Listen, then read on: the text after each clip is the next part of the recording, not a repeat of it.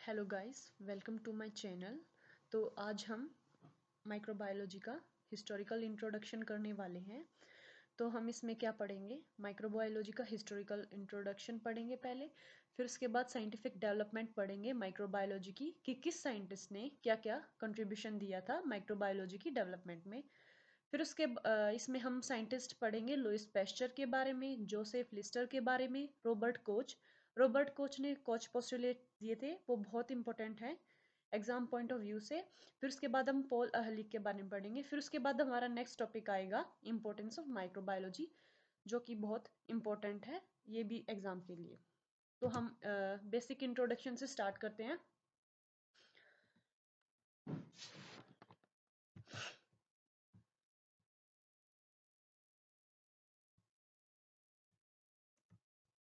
तो हमारा इंट्रोडक्शन है, पहले हम माइक्रोबायोलॉजी की डेफिनेशन के बारे में पढ़ेंगे। तो what is microbiology? Micro means होता है स्मॉल, बायोलॉजी होता है study of living organism. So it is the science of living organism that are only visible under the microscope. Micro हो गया छोटा, मतलब होता है छोटा, तो हम छोटे लिविंग ऑर्गेनिजम्स की स्टडी करेंगे माइक्रोस्कोप के अंडर, जो क्या हमें सिर्फ माइक्रोस्कोप के अंडर ही क्या होंगे, विजिबल होंगे। तो ये क्या होती है, साइंस होती है लिविंग ऑर्गेनिज्म की, जो विजिबल होते हैं सिर्फ ओनली अंडर दी माइक्रोस्कोप। फिर इसके बाद एक टर्म आती है मेडिकल माइक्रोबायोलॉजी। इसका मतलब होता है it deals with the causative agent of infectious disease of man, कि मैन में जो इन्फेक्शियस डिजीज है उसके कॉजेटिव एजेंट के साथ डील करती है कि क्या पॉजिटिव एजेंट है उस स्पेसिफिक डिजीज का जिसने उस डिजीज को कोज किया मैन के अंदर। नेक्स्ट है his reaction to such infection. तो मैन के अंदर उस इन्फेक्शन का रिएक्शन क्या होगा। नेक्स्ट है the way in which they produce disease, और किस वे में उसके अंदर वो डिजीज प्रोड्यूस होती है, and the method of their diagnosis, और हम मैन के अंदर उस डायग्नोसिस के लिए कौन सा मेथड अपनाएंगे। तो हम मेडिकल माइक्रोबायोलॉजी में क्या पढ़ते हैं, ये डील करता है इन्फेक्शियस डिजीज के पॉजिटिव एजेंट के साथ, उसका रिएक्शन क्या होगा और किस तरह से वो डिजीज प्रोड्यूस करेगी, और उसका डायग्नोसिस का मेथड क्या होगा। ये है मेडिकल माइक्रोबायोलॉजी में। फिर उसके बाद हम पढ़ते हैं ब्रांचेस ऑफ माइक्रोबायोलॉजी की, अलग अलग ब्रांचेस क्या है माइक्रोबायोलॉजी की। तो फर्स्ट ब्रांच है बैक्टीरियोलॉजी। बैक्टीरियोलॉजी होती है द स्टडी ऑफ बैक्टीरिया। तो इसमें हम क्या है, बैक्टीरिया की स्टडी करते हैं, bacteriology. Logy means study, bacteria means bacteria, तो क्या हो गया, स्टडी ऑफ बैक्टीरिया। नेक्स्ट आती है ब्रांच इम्यूनोलॉजी। इम्यूनोलॉजी का मतलब होता है the study of immune system. हम इसमें इम्यून सिस्टम की स्टडी करते हैं, कैसे, it looks at the relationship between pathogen such as bacteria and virus and their host. तो हम इसके अंदर किसके रिलेशनशिप को देखते हैं, पैथोजन के और होस्ट के। पैथोजन होता है डिजीज कोजिंग माइक्रो ऑर्गेनिज्म, जो क्या है मैन के अंदर डिजीज कोज करेगा, और होस्ट क्या हो गया, कोई भी जिसके अंदर माइक्रो ऑर्गेनिज्म क्या करेगा, सर्वाइव करेगा और डिजीज प्रोड्यूस करेगा। तो हम पैथोजन और होस्ट के रिलेशनशिप को पढ़ते हैं इम्यूनोलॉजी में। फिर उसके बाद नेक्स्ट ब्रांच आती है माइकोलॉजी। माइकोलॉजी का मतलब होता है द स्टडी ऑफ फंगाई। हम इसमें फंगाई की स्टडी करते हैं such as yeast and moulds. फिर नेक्स्ट ब्रांच है नेमाटोलॉजी। नेमाटोलॉजी होती है study of nematodes that is roundworms. तो हम इसमें नेमाटोड्स की स्टडी करते हैं। फिर उसके बाद आती है पैरासिटोलॉजी। पैरासिटोलॉजी क्या आती है, स्टडी ऑफ पैरासाइट्स। इसमें हम पैरासाइट्स की स्टडी करते हैं।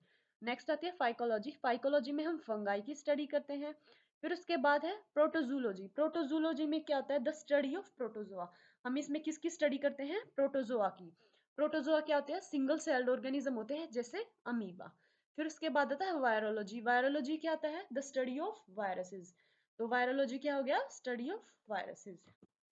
फिर उसके बाद हम नेक्स्ट टॉपिक पे आते हैं गाइस, वो था बेसिक इंट्रोडक्शन। अब आ गया हमारा साइंटिफिक डेवलपमेंट ऑफ माइक्रोबायोलॉजी, कि किस साइंटिस्ट ने क्या क्या साइंटिफिक डेवलपमेंट की थी। तो जो हमारी साइंटिफिक डेवलपमेंट है उसकी स्टार्टिंग वो किसने की थी, लुइस पैस्चर ने। तो scientific development of microbiology was ushered by Louis Pasteur. तो जो बिगनर थे, जो स्टार्टर थे साइंटिफिक डेवलपमेंट की माइक्रोबायोलॉजी में, वो कौन थे, लुइस पैस्चर। इनके बहुत सारे कॉन्ट्रीब्यूशंस हैं माइक्रोबायोलॉजी की डेवलपमेंट में, वो हम आगे पढ़ेंगे। फिर उसके बाद क्या है, the introduction of antiseptic surgery. जो एंटीसेप्टिक सर्जरी होती है उसका इंट्रोडक्शन किसने किया था, लॉर्ड लिस्टर ने। तो पहले हम पहले साइंटिस्ट के बारे में पढ़ते हैं, दैट इज लुइस पैस्चर। तो he was a train chemist of France. वो कहाँ के केमिस्ट थे, फ्रांस के केमिस्ट थे। He is also known as father of microbiology. हम इनको माइक्रोबायोलॉजी के फादर भी कहते थे। तो अब हम इनके इंपॉर्टेंट कंट्रीब्यूशन पढ़ते हैं कि इन्होंने क्या क्या माइक्रोबायोलॉजी में इंपॉर्टेंट कंट्रीब्यूशन दिए थे। तो Louis Pasteur coined the term microbiology. जो टर्म माइक्रोबायोलॉजी ही है वो किसने दी थी? लुईस पैस्चर ने दी थी। For the study of living organism microscopic size. Micro means होता है माइक्रो साइज के, माइक्रो मीन्स छोटा। तो इन्होंने ही क्या है स्टडी दी थी लिविंग ऑर्गेनिज्म की, जो क्या थे माइक्रोस्कोपिक साइज के थे। तो इन्होंने ही माइक्रोबायोलॉजी टर्म को कॉइन किया था। फिर नेक्स्ट पॉइंट है इन 1880 टू 1864। तो इस पीरियड के दौरान इन्होंने स्पालनजानी और रेडी, इनके कोवर्कर्स थे, इनके साथ थे, prove the origin of all forms of life. इन्होंने क्या किया था, क्या प्रूव किया था कि जो जितने भी फॉर्म्स हैं, जितने भी फॉर्म्स है लाइफ की, वो कहाँ से ओरिजिन हुआ उनका, इज ओनली फ्रॉम देयर अलाइक्स, उनके अलाइक से, not from de novo.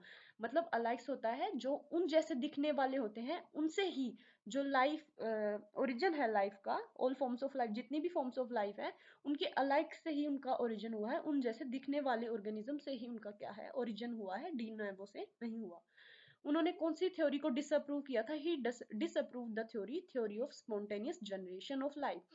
Theory of spontaneous generation of life क्या थी कि जो नॉन लिविंग ऑर्गेनिज्म से क्या है लिविंग ऑर्गेनिजम्स का ओरिजिन हुआ है। उन्होंने इस थ्योरी को क्या किया था? डिसअप्रूव किया था बाय परफॉर्मिंग एक्सपेरिमेंट्स को परफॉर्म करके। नेक्स्ट पॉइंट क्या है?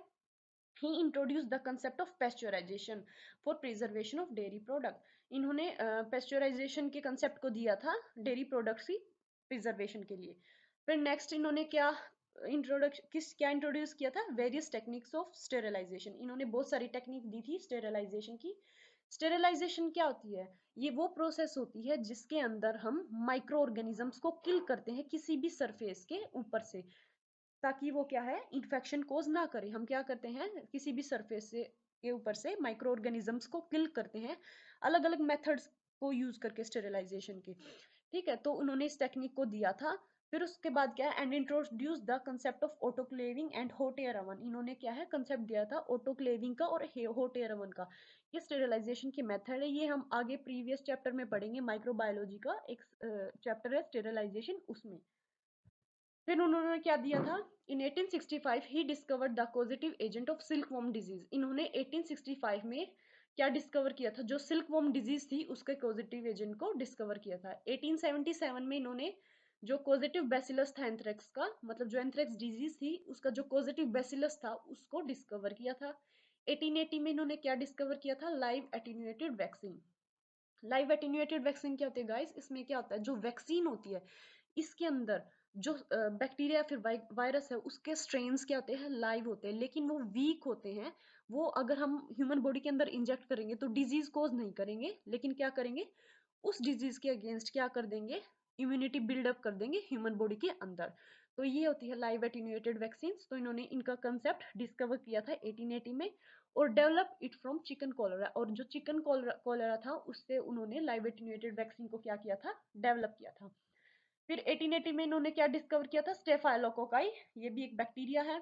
In 1881 he develop live attenuated vaccine for anthrax. इन्होंने लाइव एटीन्यूएटेड वैक्सीन दी थी 1881 में एंथ्रेक्स की। फिर इन्होंने 1881 में एक और दिया था अलोंग विद स्टर्नबर्ग। स्टर्नबर्ग के साथ इन्होंने क्या डिस्कवर किया था? न्यूमोकोकाई। न्यूमोकोकाई एक बैक्टीरिया होता है जो क्या क्या कोज करता है हमें? न्यूमोनिया। फिर 1885 में इन्होंने क्या डिस्कवर किया था? He develop the vaccine for prevention of rabies.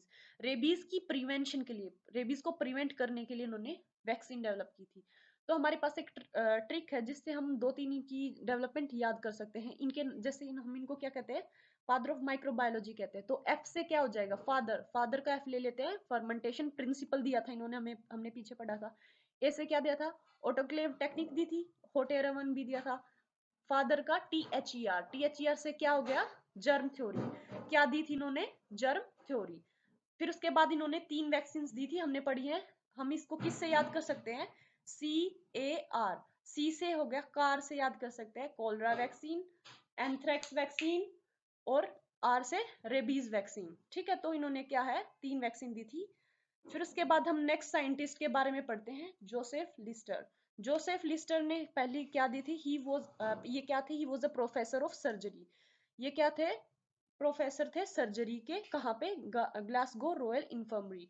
ये क्या है? एक यूनिवर्सिटी है, तो वहां पर ये क्या थे? सर्जरी के प्रोफेसर थे। नेक्स्ट क्या है? ही अप्लाइड पेस्चर वर्क, इन्होंने लुइस पेस्चर के वर्क को अप्लाई किया था और क्या इंट्रोड्यूस की थी, एंटीसेप्टिक टेक्निक्स दी थी सर्जरी में। तो इसकी वजह से इन्होंने क्या है एंटीसेप्टिक टेक्निक्स दी थी सर्जरी की 1867 में, तो इनको हम क्या कहते हैं, फादर ऑफ एंटीसेप्टिक सर्जरी भी कहा जाता है इनको। लुइस पेस्चर को क्या कहा जाता था, फादर ऑफ माइक्रोबायोलॉजी, तो जोसेफ लिस्टर को कहते हैं हम फादर ऑफ एंटीसेप्टिक सर्जरी। ये गाइस इंपॉर्टेंट पॉइंट्स हैं हमारे एग्जाम पॉइंट ऑफ व्यू से। फिर नेक्स्ट हम पढ़ते हैं रॉबर्ट कोच के बारे में। इन्होंने भी बहुत सारी इंपॉर्टेंट डिस्कवरी की थी, इन्होंने कोच पोस्टुलेट दिए थे, ये हमारे एग्जाम में जरूर आते हैं। तो इनको हम क्या कहते हैं, is also known as father of bacteriology, इनको हम फादर ऑफ बैक्टीरियोलॉजी भी कहते हैं। अब हम इनकी कॉन्ट्रीब्यूशंस के बारे में पढ़ते हैं, वो क्या है, परफेक्टेड बैक्टीरियोलॉजिकल टेक्निक्स, इन्होंने जो बैक्टीरियोलॉजिकल टेक्निक है उनको क्या किया था, परफेक्ट किया था।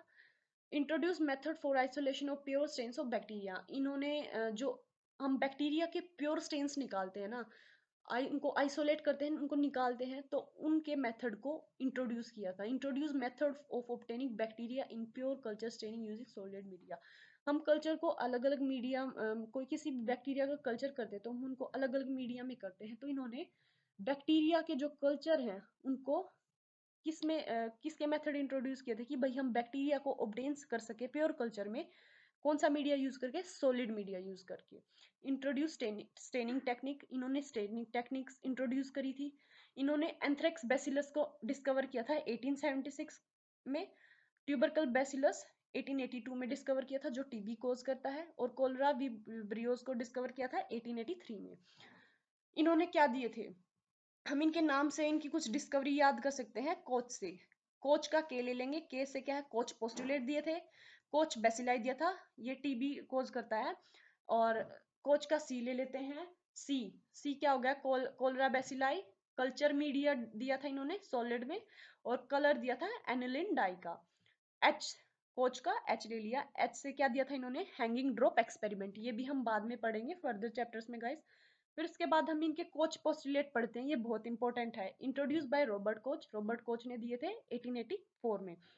For microorganism to be a positive agent, अब हम पढ़ते हैं इसमें क्या था, for a microorganism to be a positive agent, अगर एक माइक्रो ऑर्गेनिज्म को क्या है, पॉजिटिव एजेंट बनना है किसी भी इंफेक्शन डिजीज का, तो उसको ये कुछ कंडीशन है जो फुलफिल करनी पड़ेंगी। तो वो हम कंडीशन देखते हैं, वो क्या है। तो इन्होंने क्या कहा था, पहला पहला क्या पॉइंट दिया इन्होंने, the organism should be constantly associated with the lesion of disease, मतलब एक जो ऑर्गेनिज्म होता है, एक माइक्रो ऑर्गेनिज्म है, वो क्या है, एक होस्ट के साथ कॉन्स्टेंटली एसोसिएटेड होना चाहिए। जैसे कि ये हमारी ह्यूमन बॉडी है, ये क्या है, हमारी ह्यूमन बॉडी है, तो ये किसके कांटेक्ट में आनी चाहिए, ये किसके कांटेक्ट में आनी चाहिए, एक एंटीजन, अगर ये किसी एंटीजन के साथ कांटेक्ट में आएगी ना, तो ये लगा लीजिए ये हमारा क्या है, एंटीजन।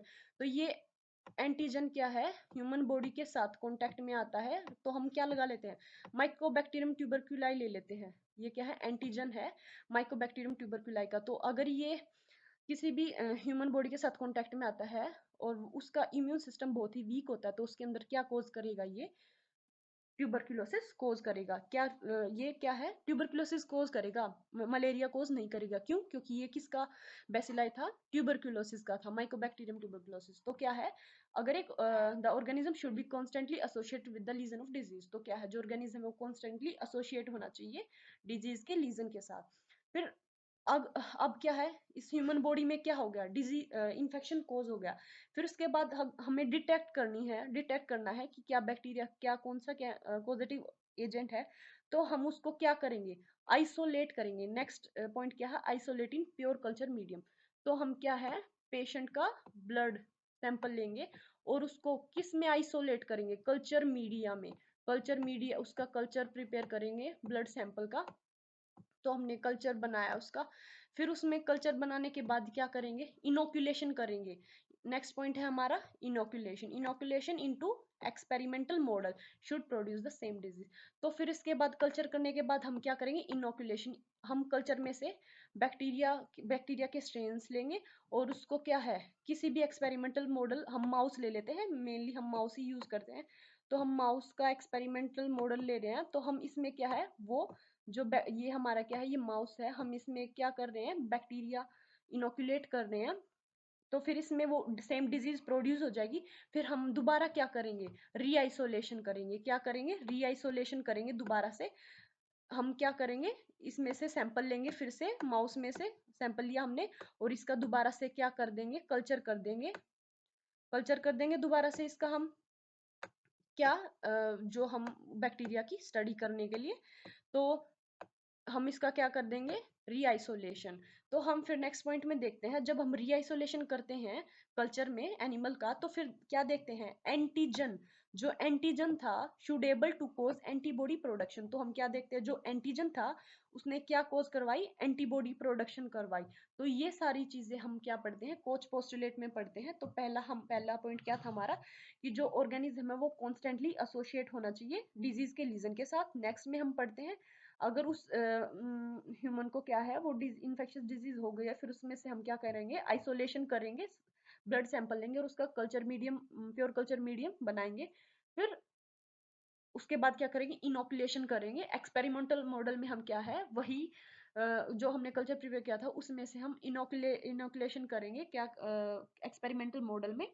फिर इनोकुलेशन के बाद हम एक्सपेरिमेंटल मॉडल का हम ब्लड सैंपल लेंगे और उसको क्या करेंगे, रीआइसोलेशन करेंगे। रीआइसोलेशन करा हमने, फिर हमने उसका कल्चर प्रिपेयर किया। तो हमने देखा कि जो एंटीजन थे वो क्या है, एंटीबॉडी प्रोडक्शन करवाते हैं। तो यही हम कोच पोस्टुलेट में पढ़ते हैं। फिर उसके बाद क्या है, जो कोच पोस्टुलेट मॉडिफाई हुए थे, तो मॉडिफाई कोच पोस्टुलेट में क्या था, by the modification it is said that it should be the gene which should abide rather than the microorganism.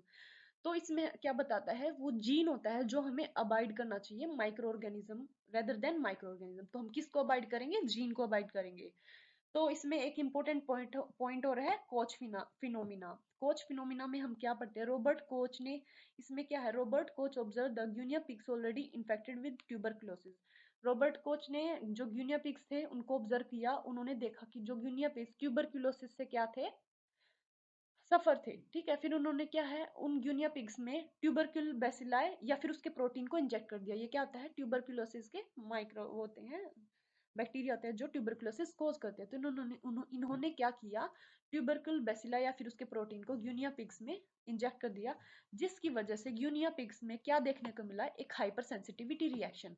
Hyper sensitivity reaction में क्या होता है, हाइपर सेंसिटिविटी रिएक्शन में रैशेस फॉर्म हो जाएंगे बॉडी के ऊपर, फीवर होगा, ये होता है हाइपर सेंसिटिविटी रिएक्शन में। तो जो ये यूनिया पिग में हाइपर सेंसिटिविटी रिएक्शन देखने को मिली, तो इसको हम क्या कहते हैं, कोच फिनोमिना। इसको हम क्या कहते हैं, कोच फिनोमिना। तो ये था कोच फिनोमिना में, रॉबर्ट कोच ने यूनिया पिग्स को ऑब्जर्व किया जो किससे सफर कर रहे थे, ट्यूबरक्यूलोसिस से। उनमें इंजेक्ट किया ट्यूबरकल बेसिला या फिर उसके प्रोटीन को, और फिर उसके बाद क्या देखने को मिला, हाइपर सेंसिटिविटी रिएक्शन। तो इस हाइपर सेंसिटिविटी रिएक्शन को क्या कहते हैं हम, कोच फिनोमिना। फिर हम नेक्स्ट साइंटिस्ट के बारे में पढ़ते हैं, पॉल अहरलिख। पॉल अहरलिख ये क्या थे, जर्मन साइंटिस्ट। ये जर्मन साइंटिस्ट थे और हम इनको क्या कहते थे, फादर, इनका अदर नेम था father of chemotherapy. He is also known as father of chemotherapy. इनके जो कंट्रीब्यूशंस थे वो क्या थे, इन्होंने डिस्कवर की थी साल्वार्सन। ये एक मेडिसिन है, एन आर्सेनिकल कंपाउंड, इसको हम मैजिक बुलेट भी कहते थे। जो ये साल्वार्सन थी, ये किसको डिस्ट्रॉय करती थी, जो सिफिलिस डिजीज के स्पायरोकिट्स होते हैं उनको डिस्ट्रॉय करती है। फिर उसके बाद इन्होंने क्या डिस्कवर किया था, लेटर ऑन ही डिस्कवर्ड नियोसाल्वर्सन। इन्होंने क्या दिया था, नियोसाल्वर्सन। और इससे इन्होंने क्या क्रिएट की थी, new branch of medicine known as chemotherapy. तो इन्होंने न्यू ब्रांच दी थी, उसको हम क्या कहते हैं, कीमोथेरेपी। फिर गाइस लास्ट टॉपिक है importance of microbiology in nursing. तो हम माइक्रोबायोलॉजी की इंपॉर्टेंस पढ़ते हैं, नर्सिंग में क्या थी। तो जो फर्स्ट पॉइंट है वो क्या है, नर्स प्ले करती है important role in, nurse important role play करती है collection, labelling, transportation of specimen to the laboratory. अगर एक नर्स को माइक्रोबायोलॉजी की प्रॉपर नॉलेज है तो वो क्या है, सैंपल्स को, स्पेसिमेंस को इजीली कलेक्ट कर सकती है, उनको लेबल कर सकती है, ट्रांसपोर्ट कर सकती है लेबोरेटरी तक।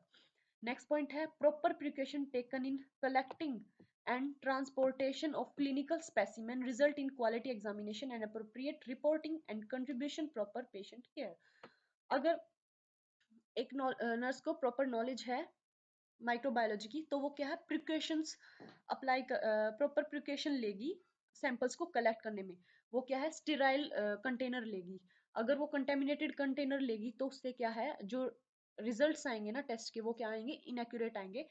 तो उससे क्या है, प्रॉपर रिपोर्टिंग नहीं हो पाएगी। तो अगर वो प्रॉपर प्रिकॉशन लेती है तो क्या है, कलेक्ट अच्छे से कलेक्ट करेगी सैंपल्स को, उनको ट्रांसपोर्ट करेगी क्लिनिकल स्पेसिमेंस को। इसकी वजह से क्या है, क्वालिटी एग्जामिनेशन होगा और अप्रोप्रिएट रिपोर्टिंग होगी। उसकी वजह से क्या है, फिर फर्दर डायग्नोसिस अच्छे से कर पाएंगे और प्रॉपर पेशेंट केयर को कंट्रीब्यूट कर पाएंगे। फिर नेक्स्ट पॉइंट है, nurse can help in prevention of nosocomial infection. Nosocomial infection क्या होते हैं, हॉस्पिटल एक्वायर्ड इन्फेक्शन, जो हमें क्या है हॉस्पिटल से एक्वायर होते हैं। तो क्या कैसे प्रिवेंट कर सकती है वो नोजोकोमियल इन्फेक्शन को, बाय प्रोवाइडिंग स्टेराइल इंस्ट्रूमेंट। अगर वो स्टेराइल इंस्ट्रूमेंट प्रोवाइड करती है तो क्या है, वो इंस्ट्रूमेंट कंटेमिनेट नहीं होगा, तो उसकी वजह से पेशेंट को इन्फेक्शियस डिजीज नहीं होगी, तो नोजोकोमियल इन्फेक्शन नहीं होगा। ड्रेसिंग क्या है, स्टेराइल ड्रेसिंग करेगी, सर्जिकल ग्लव्स पहनेगी, जिसकी वजह से कोई भी इन्फेक्शन क्या है ट्रांसफर ना हो। फेस मास्क यूज करेगी, implement hand hygiene most important होती है नोजोकोमियल इन्फेक्शन को प्रिवेंट करने के लिए। आफ्टर एनी प्रोसीजर, किसी भी प्रोसीजर के बाद या पहले क्या है, प्रॉपर हैंड हाइजीन परफॉर्म करेगी। तो फिर नेक्स्ट पॉइंट है, microbiology help nurses in basic understanding and disinfection procedure. Microbiology nurses की बेसिक अंडरस्टैंडिंग के लिए होती है और डिसइंफेक्शन प्रोसीजर, ताकि जो सरफेस है उनको डिसइंफेक्ट कर पाए, माइक्रो ऑर्गेनिज्म फ्री कर पाए, तो उसमें हेल्प करता है। फिर नेक्स्ट है, माइक्रोबायोलॉजी हेल्प नर्सेज इन बेसिक अंडरस्टैंडिंग, बेसिक अंडरस्टैंडिंग के लिए होती है, और डिसइंफेक्शन ये हो गया पॉइंट। नेक्स्ट क्या है, in maintenance of cold chain vaccine, जो कोल्ड चेन वैक्सीन है उनकी मेंटेनेंस प्रॉपरली कर पाएगी nurse, contribute with the help of microbiology. तो ये इन सब चीज़ों, जो कोल्ड चेन की वैक्सीन की जो मेंटेनेंस है, अगर उसे प्रॉपर नॉलेज होती है माइक्रोबायोलॉजी की, तभी वो इसमें कंट्रीब्यूशन दे पाएगी। So all about our topic. I hope आप सबको समझ आया होगा। Please like, share and subscribe my channel. Thank you.